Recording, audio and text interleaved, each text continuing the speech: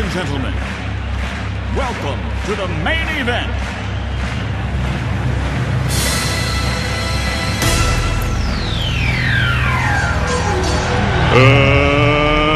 Let's get ready to rumble!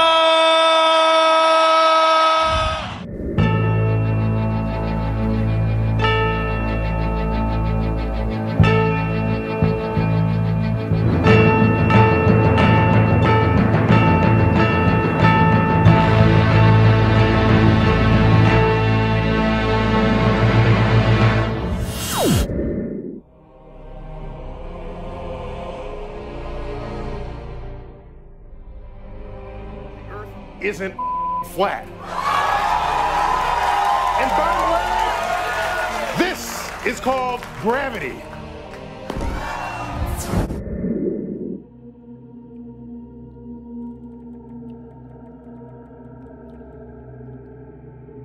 What is gravity? You have no idea. Okay, next question.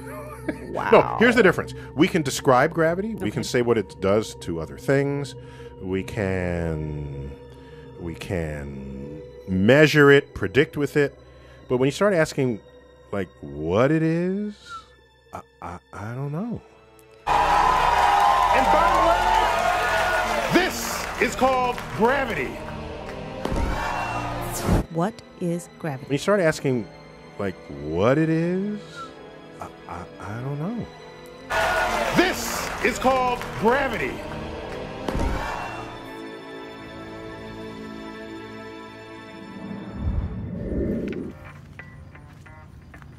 So according to Neil, this is called gravity.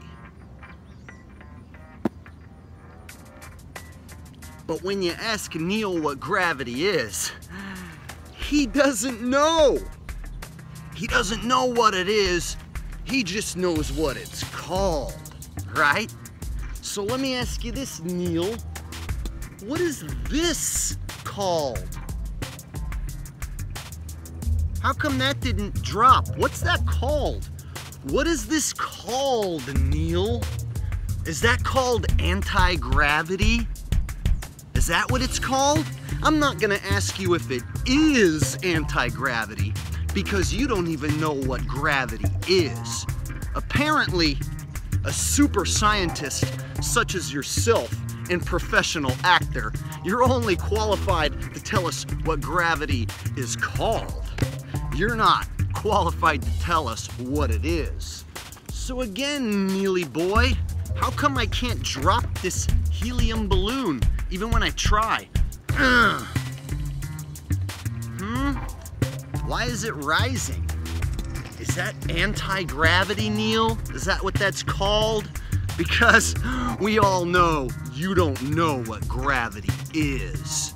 So let me explain how density and buoyancy works, my friend. Wow.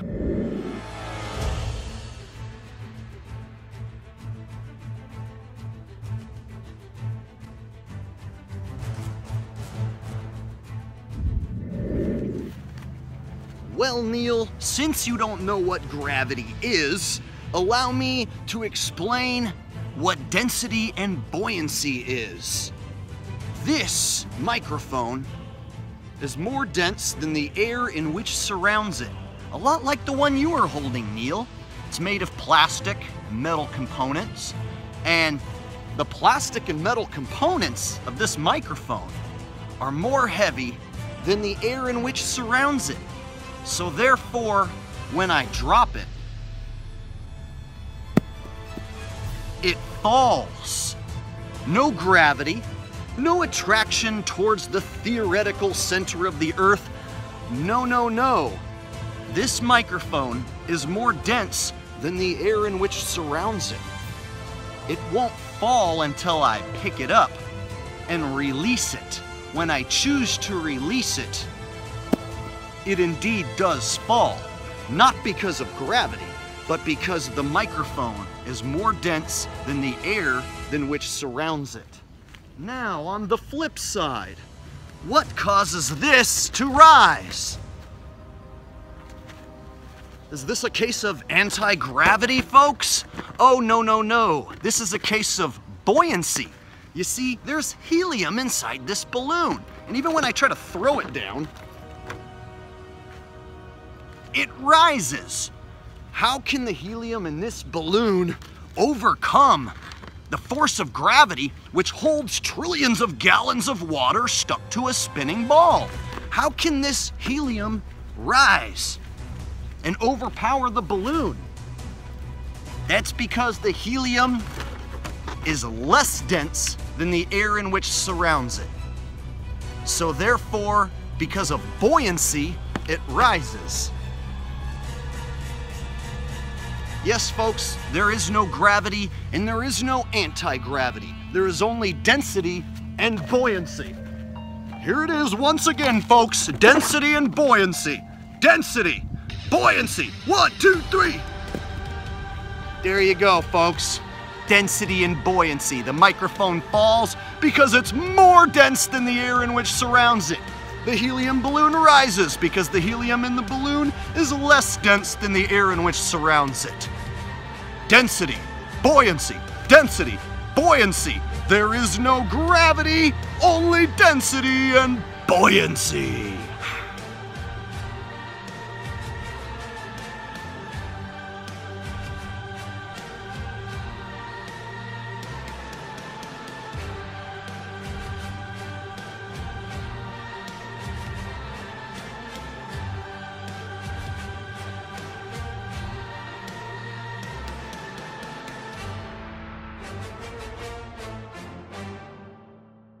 One of the great challenges in life is knowing enough to think you're right, but not enough to know you're wrong. Yeah. Well, that is a big problem with a lot of people that watch these YouTube videos. That's right? what it is. They say, oh, this is right. Oh, my gosh. But they don't know enough to know why it's wrong. Yeah, exactly. But you and Joey Rogaine, you guys know enough to know why it's wrong, right? You guys know enough to know why what you're doing and what you're saying is wrong. And aren't you posting that podcast onto YouTube for millions of people to see? Aren't both you clowns on many YouTube videos? Hundreds of YouTube videos? When you say people are watching these YouTube videos, you got to be more specific, because people are watching your YouTube videos and they just aren't smart enough to know what you guys are saying is wrong. But you guys are smart enough to know what you guys are saying is wrong, and you do it purposefully because you guys are professional actors and you're both sellout tools. What is it about people that there's this very compelling need to find something out that other people don't know, like the world is flat, like dinosaurs aren't real, like that kind of stuff is very compelling to people. So what I do in those cases, in the Bigfoot, yeah. So what I do is I would say, instead of debating them, and some of your listeners are listening to this right now, all I would do is say, what is your best single bit of evidence for what you're claiming? And what would it take to show that you're wrong? Oh, that's an easy one. My best single piece of evidence which supports the fact that the Earth is flat. My best single piece of evidence comes in from a researcher named Jenna Frito. Jenna Frito performed a wonderful experiment not only once, but twice, and in both instances, she got the same result and proved beyond a shadow of a doubt that there is no curvature upon the Earth. In the experiment that Jenna performed, she stood in the state of New York and looked across Lake Ontario at the Toronto skyline. She was able to see a white building known as the Rogers Centre. Now, the Rogers Centre is only 282 feet tall. Now, at 31 miles away across Lake Ontario, the 282-foot-tall Rogers Centre should have been absolutely covered up by the Earth's curvature. but we can clearly still see the Rogers Center from 31 miles away. We can see the building from top to bottom when the entire building should be covered up by the supposed curvature of the Earth. And here's the kicker, Neil. Not only did she do this experiment once, she did this experiment twice and got the same result both times. And when you can do an experiment yourself that is observable, verifiable, and repeatable, that is indicative of a real scientific experiment, because that's what real science is. It's observable, verifiable, and repeatable. Here's her second experiment. She did the same exact experiment except got a little closer to the edge of the water. Now her observer height is only 6 foot. 6 foot in observer height, and she's looking 31 miles across Lake Ontario at the Toronto skyline, and she's looking at a white building, the Rogers Center, which is only 282 feet tall. This is a physical impossibility given the current curvature formula and online curvature calculators such as Metabunk. Jenna was able to not only beat the online curvature calculator known as Metabunk, she was able to destroy the online curvature calculator. And she did it twice. So now, Neil, your job is to prove why we can see the Rogers Center from 31 miles away, even though it should be covered up by the Earth's curvature. And you ask, what would it take to prove me wrong? That would take you giving a verifiable measure of curvature across Lake Ontario. All right, well, let's go with a simple one. So that's what I would ask. Okay. And I've done this exercise, and it doesn't work. You know why? Why? Because there was a guy who didn't believe we went to the moon. We spent a third of our time in our last session there. So there's someone I know who doesn't believe we went to the moon. Let me just say he's skeptical. So I said, what kind of evidence would convince you? He said, images of the landing site of the Apollo missions. So I said, okay. Well, Neil, I'm not only a skeptic of the moon landing, I know darn well it never happened at all. Because I went looking for the landing site images from the Apollo missions, and here's what I found. A black and white grainy picture on NASA's website. That's supposed to be the bottom section of the lunar module they left behind? Let me ask you this, Neil. Is this something that we could fake with today's technology? The answer's definitely yes. Is this something we could have faked with yesterday's technology many, many years ago? The answer is yes. Do you really believe that's the bottom section of the lunar module? I don't. Here's a website where we sent, in fact, it wasn't us, it was the Chinese, I think it was the Chinese or Europeans, sent a probe, an orbiter, to the moon so that it was close enough, because ground-based telescopes are not, they don't have the resolution to see the landing sites. But if you get close enough to the moon, you can. It photographed the entire surface of the moon, and there were the landing sites, and you saw the rover tracks and the base for the lunar module. And so that night he went home and found it. And then he came back and says, well, NASA could have faked that. Well, I'm done with you. We have no more to talk about. So let me get this straight. You sent that poor guy to NASA's website so he could look at this grainy picture of the leftover base of the lunar module that they claim is the same as the one in this photo. Yeah, look at the base of the lunar module, the bottom section. They say that that's it right there, folks. That grainy black and white picture is the bottom section of the lunar module, because as we all know, the top section left the moon and went and joined up with the lunar orbiter, which we didn't get to see. So let's watch them leave the moon. See, there goes the top section of the lunar module. That doesn't look fake at all, huh? And it's gonna go join up with the lunar orbiter, which we don't get to see. And those of you who believe we went to the moon actually have to believe that that's how we left the moon and came back. Wow. So let's look at it again in slow motion and just pay attention to the bottom section, because the astronauts were supposedly inside the top section, so the bottom section there, the base of the lunar module, should still be left over on the moon.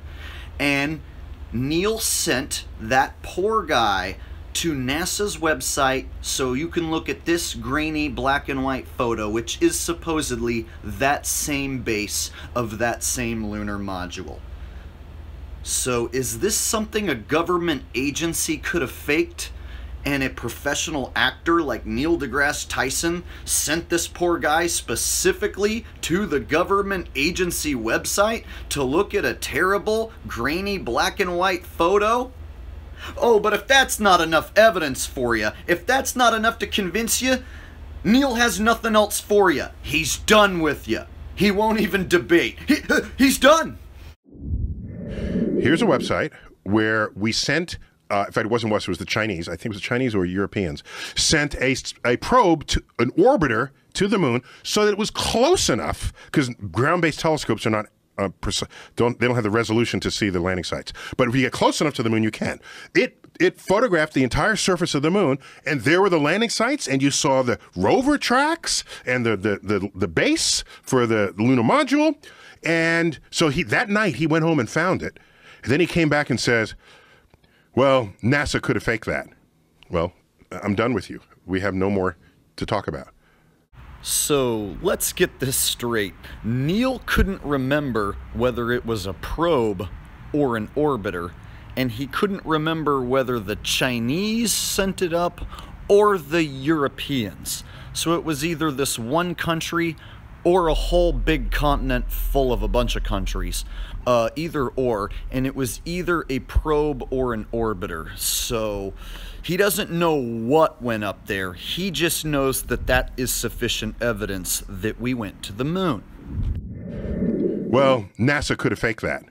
Well, I'm done with you. We have no more to talk about. Because he's not ready to be convinced. Well, that's a weird one, too. Because I gave him the evidence he asked for. Exact evidence. That would convince him, and it did not convince him. Did you hear that, folks? He wasn't ready to be convinced. That's what Neil said. The guy doesn't believe we went to the moon, and he wasn't ready to be convinced. Apparently, you have to be convinced of the truth. Yeah, they can't just be on the up and up and tell us the truth. Oh, no, no, no. You have to be convinced it's the truth. It takes a professional actor, apparently, like Neil, in order to convince you of the truth. And even in some cases, even he can't convince you. That's a singular event. I have no other conversation with him. That's a singular event, which you could say in one way or another. Like, it is possible that someone could fake a singular event. They can't fake whether or not the world's flat, right? Like, that, to me, is the scariest one. That there's so many people out there that believe the world is flat. Because you could literally see the curvature of the Earth from a plane.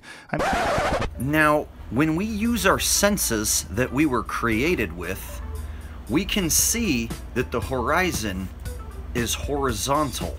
Think of that. Horizon. Horizontal. They don't call it the curvizon, do they? That's because no matter how high you go, the horizon is always flat and horizontal, and it rises with you to your eye level. This would be impossible if the Earth was a sphere or an oblate spheroid or a pear. Because if the Earth was indeed a sphere, an oblate spheroid, or in your case, a pear, that means as you gained altitude, you would have to look downward in order to see the horizon. However, this does not match our everyday experiences. If we were to get in a hot air balloon together, Neil, and we were to go up there, the horizon would be flat and level. Hey, speaking of level, have you ever been to the ocean, the sea? They call it sea level for a reason. They don't say sea curve, do they? In fact, it doesn't matter whether you're at sea level or on top of Mount Everest. Whether you're looking out the window of an airplane, or if you send up a balloon 100,000 feet above the earth, that horizon is flat. Hard evidence that the earth is not curving in any way. There's many satellite images of the earth in its entirety, and one of the things that the argument was how come every photograph of the earth is a compilation of photographs? Well, because they're all taken from 300 miles up. The Earth is huge. Yeah, hers is way bigger than 300 miles. Yeah, you have to take compilations. Mosaic it. Yeah. You have to. That's the only way to get well, images except of the for the Earth. Apollo photo. The Apollo Right. 17 coming back has the Earth. That's the famous one that has Africa and Antarctica in view. It's the full Earth. Very few full Earths. It's very hard to get a full Earth single photo. Of course. Oh, the hypocrisy spewing out of both you two individuals is absolutely hilarious. First off, Joey Rogaine says we have many satellite images of the Earth in its entirety. And in the very next breath, he says, I don't know why people complain about the Earth photos being composites. I mean, the satellites are only 300 miles away. I mean, the Earth is so big. Hey, wait a minute, Joey Rogaine. Didn't you just say in the breath before that that we have many satellite images of the Earth in its entirety? And then Neil goes on to say, yeah, we do have some images of the Earth in its entirety, but it's really hard to get. They're just so hard to get. So it was easy enough to go to the moon in the 60s and 70s and take pictures of the Earth in its entirety. But now in 2017, we lost the technology to go to the moon. We can't quite figure out how to get back there again. And it's a lot harder to get farther enough away from the Earth to take full photos of the Earth in its entirety. So now we rely on satellites, which are a lot closer, and we have to stitch these photographs together in Photoshop in order to make composite images of the Earth. However, we have satellites that are supposedly traveling out there through space, getting Jupiter as an entire ball, and getting Saturn as an entire ball, and getting Mars as an entire ball, but they can't flip around one of those satellites and get the Earth as an entire ball? Well, it's just bizarre because snipers have been using the literal curve of the Earth to plan where bullets go. That's If how they you want it that plot precise. out. Oh, yeah, yeah, when you yeah. have to. When you shoot at a mile, when you're shooting like well out over 1,000 yards, those factors. So let me think. A mile, I have to ask, how much curvature of the Earth do you get after a mile? It's an Well, you interesting also get drop. question. You get drop and curvature. That'd be gravity drop. Yes. And then curve. Yeah, so both of those. Yeah.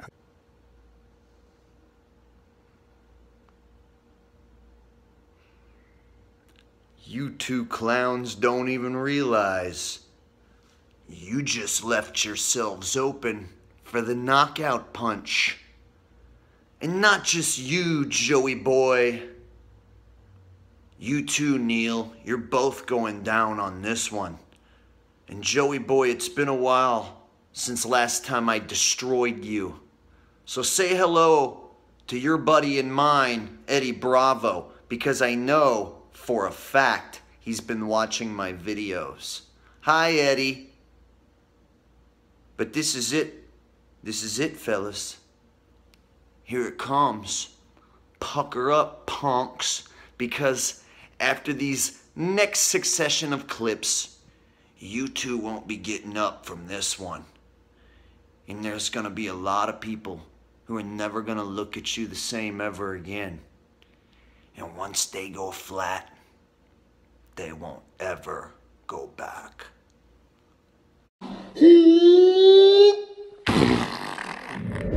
Ask any real sniper and they will tell you they do not have to take the Coriolis effect into account whatsoever when shooting a long-range target. Any supposed sniper who mentions the Coriolis effect and having to take it into account is full of BS and they're talking out of their ass. The Coriolis effect is absolutely made up. There is no curvature of the Earth, and the Earth is not spinning. Therefore, snipers do not take this into account. In fact, the entire notion of a sniper stopping while he adjusts his sights to take this into account is purely ridiculous. Okay, hold still now. This is for Obamacare, Guantanamo Bay, the Patriot Act, and that damn ugly dude you married.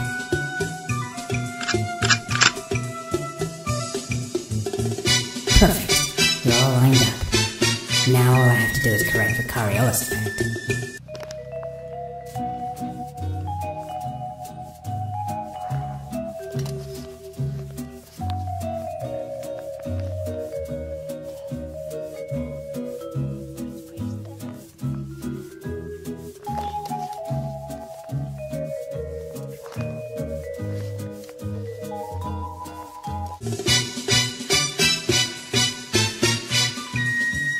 So that's 51.518744 and minus 0.129039. Bearing to target is northwest. Average muzzle velocity? What the?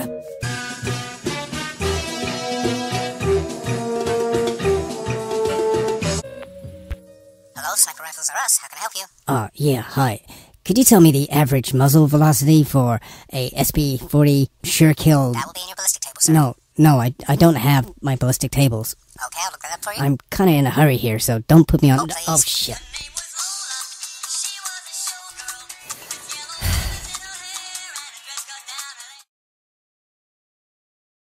At the Copacabana, the hottest spot north of Havana. Here. Hello, sir. Hi. The average muzzle velocity is 1,024 feet per second. 1,024 feet per second. Thank you. Is there anything else I can help you with today? No, Sure? Have you seen our new line of novelty assassination tools? We're doing a special on exploding toilet seats. exploding toilet seats? Really? How much, no, it's okay, thank you. Okay. You have a nice day now. 1,024 feet per second. That's perfect. I have you now, Obama. What? Where'd he go? Shit!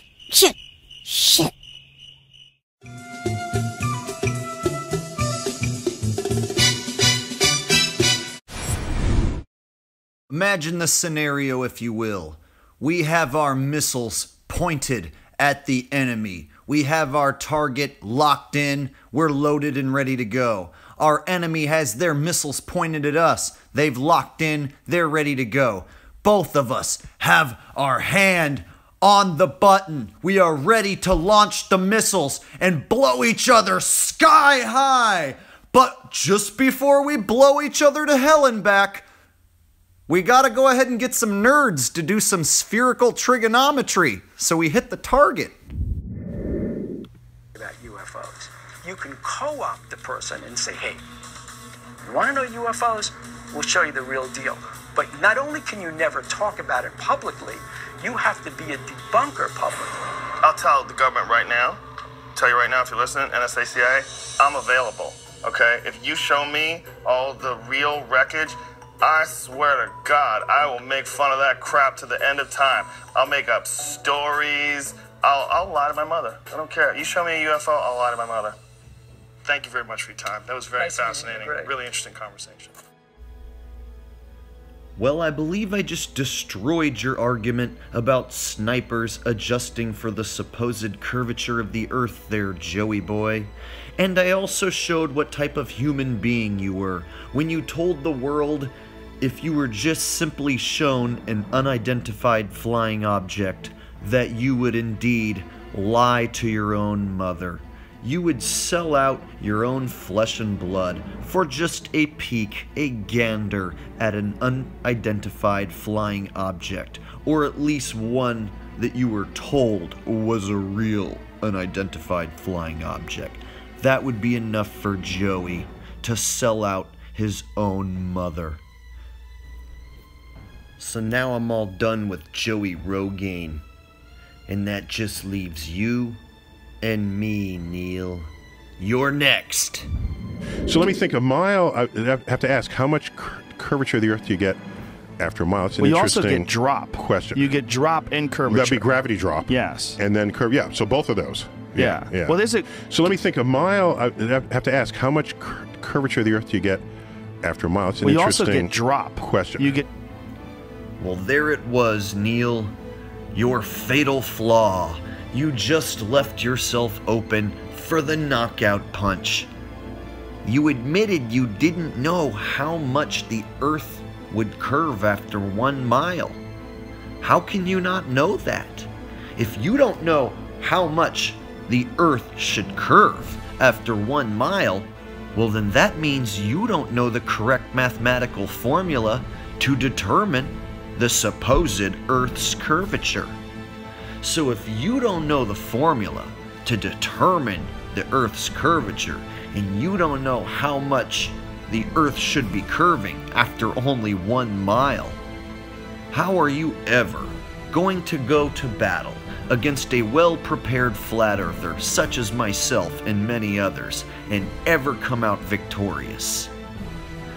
You admitted already you didn't know what gravity is, and now you admitted you don't know how much the Earth would curve after only 1 mile. Neil, I think it's safe to say this is an unfair fight, and your handlers are throwing in the towel. You are done. You're done, Neil. And if you ever want to continue this debate in person, I would be glad to smash you and destroy you at any time, any place. You pick the location, Neil. What is gravity? You start asking, like, what it is? I don't know. So let me think. A mile, I have to ask, how much curvature of the Earth do you get after a mile? It's an you interesting also get drop. question. You get drop. So how do we know the Earth is not flat?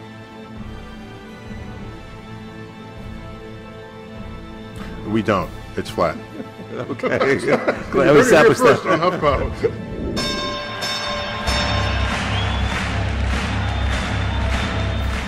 Ladies and gentlemen, your voting will determine the shape of the world champion.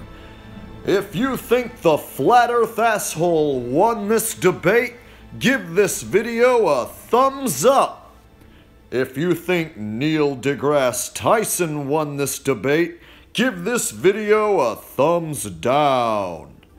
And as always, share this video and make sure you're still subscribed to Flat Earth Asshole's channel regardless, because YouTube has been unsubbing his subs without their permission. So make sure you're still subbed to the Flat Earth Asshole channel regardless. And stay tuned for more epic battles such as this one. Thank you and good night, folks. You can order your very own Lunar Module or a Homeless Tweaker Shelter t-shirt today by clicking the link in the description below.